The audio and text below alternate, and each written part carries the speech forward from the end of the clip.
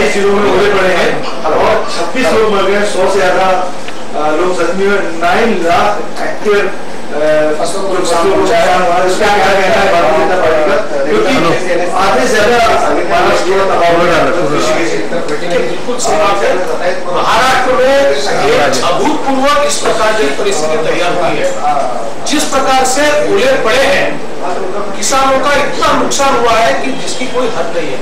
मैं स्वयं कुछ जगह पर जाकर आया, मैंने देखा कि कुछ किसानों के खेतों में तैयार फसल थी और पूरी की पूरी समाप्त हो गई। कई तरबूजे समाप्त हो गए, कई संतरा समाप्त हो गया, कई गेहूं समाप्त हो गया। एक जगह मैंने देखा बुलढाणा जिले में विदर्भ के कि जहां पर एक धनगर समाज के व्यक्ति के सारी मीडिया ये पूरी की पूरी बह गई और उनकी लाशें केवल उसको मिली।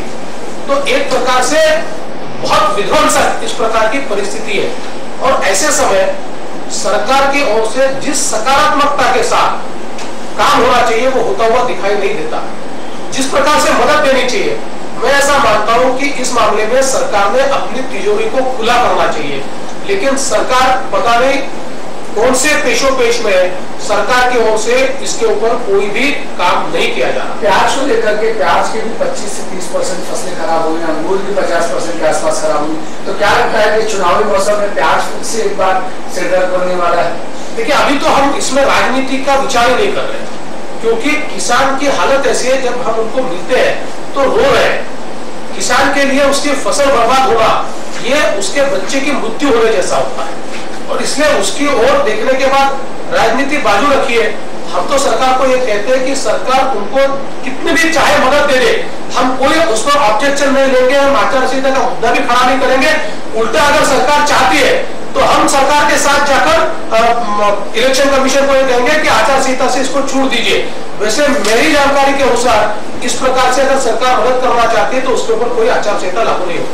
सर, इधर मुंबई में मोदी की कोई रैली होने वाली है, उसकी कोई डेट आप लोगों ने डिसाइड की? नहीं, अभी मोदी जी इस महीने में महाराष्ट्र में आएंगे, लेकिन अभी उसकी तारीख निश्चित होने की। तो अभी कांग्रेस ने एक मुद्दा बनाया है कि मोदी वर्सेस केजरीवाल कर दिया है लोगों का ध्यान बांटने के लिए, उस पर क्या कहेंगे? देखिए, मैं एक बात कहता हूँ कि नरेंद्र मोदी जी ये 3 बार गुजरात के मुख्यमंत्री बने और गुजरात का विकास का मॉडल उन्होंने खड़ा किया। मोदी जी ने कभी भी पलायनवाद नहीं स्वीकारा। जो परिस्थिति आई उन परिस्थितियों का सामना करके उन परिस्थितियों में से सामान्य व्यक्ति का उन्होंने विकास किया और इसलिए मैं नहीं मानता कि मोदी जी की तुलना किसी से की जा सकती। देवेंद्र जी, हिंदी में जानना चाहेंगे कि जिस तरीके से आप 2 बार मिलने गए उद्धव ठाकरे से, लगातार ठाकरे की नाराजगी रही है कि जो बीजेपी के नेता है वो एमएनएस की तरफ आकर्षित हो रहे हैं, तो क्या लग रहा है आपसे किस तरीके से बातचीत हुई? देखिए, शिवसेना ये हमारा सबसे पुराना और नैसर्गिक दोस्त है, हमारा मित्र है। हमारा गठबंधन उनसे 25 साल पुराना है और इसलिए हमने उनको ये बात हमारी ओर से कन्वे की है कि भारतीय जनता पार्टी शिवसेना के साथ है। हम इसी गठबंधन में काम करना चाहते हैं। हमारे मन में, हमारे कार्यकर्ताओं के मन में इस संदर्भ में कोई कंफ्यूजन नहीं है, कोई सेकंड थॉट भी नहीं है। ये बात मैंने उनको कन्वे की है। उद्धव ठाकरे के मन में कोई ऐसी चीज तो नहीं होगी, जिस तरीके से रात में भी आप पहुंचते हैं 11 साढ़े 11 बजे 12 बजे तक मीटिंग चलती है, उस रात को फिर आज सुबह पहुंचते हैं, तो उद्धव ठाकरे ने आपसे क्या कहा, किन चीजों को लेकर नाराजगी जताई कि इस तरीके से नहीं? देखिए, जहाँ तक रात की उस दिन की बैठक का सवाल है, मैंने उस समय भी क्लैरिफाई किया है कि उस बैठक का इस बात से कोई संबंध नहीं था। वो बैठक हमारी प्री शेड्यूल थी और चूंकि मैं रात को 10:30 बजे से पहले मेरा फ्लाइट यहाँ उतरता नहीं है, इसलिए मैंने 10:30 के बाद का समय लिया था और हम लोग कुछ हमारे मसलों के ऊपर हमने बातचीत की थी। आज मैं जो गया था वो निश्चित रूप से उन्हें आश्वासित करने के लिए और भारतीय जनता पार्टी का स्टैंड ये उनको क्लैरिफाई हो ताकि कोई कम्युनिकेशन की गैप न रहे, इस दृष्टि से मैं आज गया था।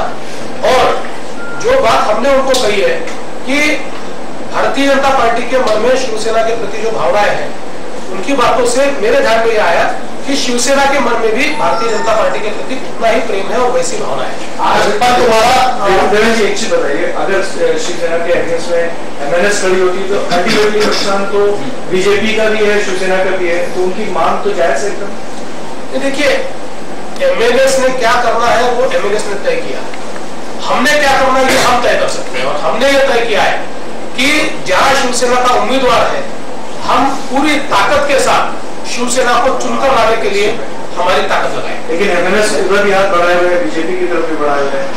क्यों हमारे खिलाफ भी एमएनएस ने कैंडिडेट खड़ा किया, पुणे में हमारे खिलाफ खड़ा किया उन्होंने, और वहां पर मैं आपको दावे के साथ कहता हूँ कि एमएनएस के कैंडिडेट को हराएंगे, पुणे में बीजेपी का कैंडिडेट चुनकर आएगा।